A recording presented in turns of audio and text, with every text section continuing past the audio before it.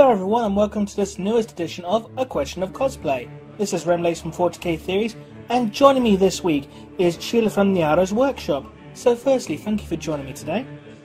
Hi, I'm Nyara from Nyara's workshop, and I'm a Spanish prop maker and cosplayer, and I usually work wargame and video games theme.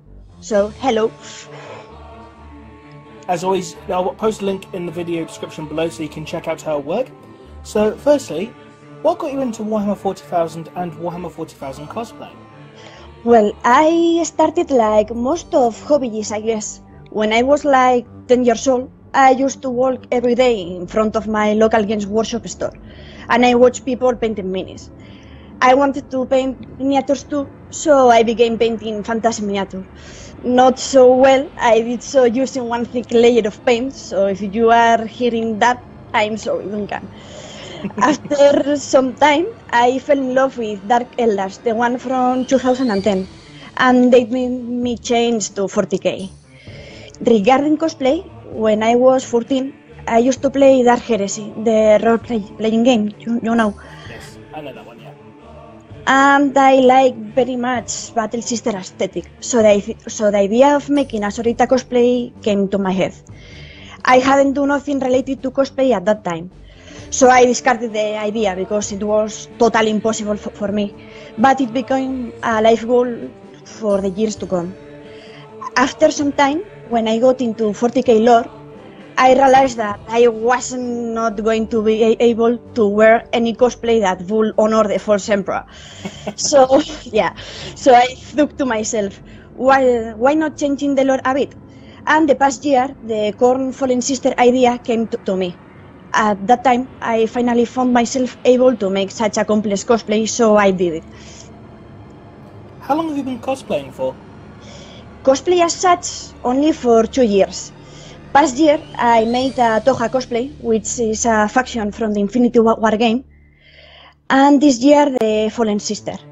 But I have been making props since long before, like a Portal gun, the Skyrim Siren helmet, or the Gotrek axe.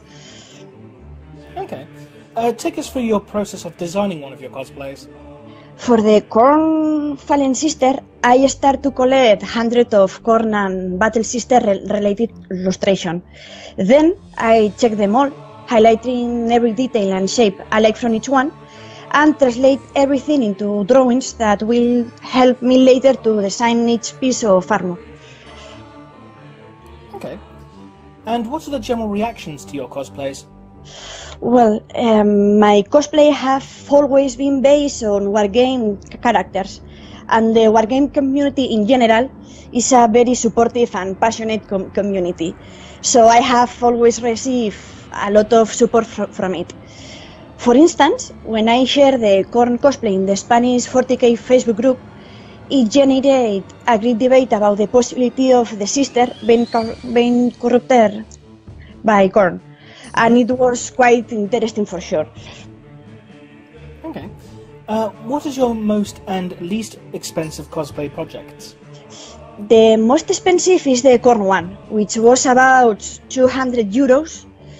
There are more or less $220, because it is all made in Worbla, which is a thermoplastic designed specifically for things like cosplay and crafting.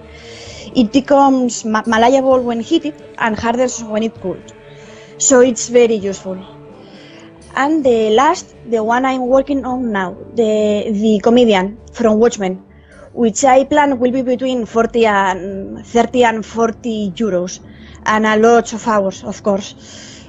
Yeah, that's not so bad, is it? In regards to cost, only 30 to 40. Okay, what's your favourite cosplay project? Without any doubt, the next one that I have in mind, a Dark Eldar Arconess, from now on the new Drukhari, you know. Oh, the Dark Eldar. Yeah. Yeah. Or Inari. It's a tremendous challenge, but I have to honor my 40k faction. Of course. Okay, tell us a bit about your convention experiences. For now, I have only been in Spanish conventions, and there was almost no Warhammer presence.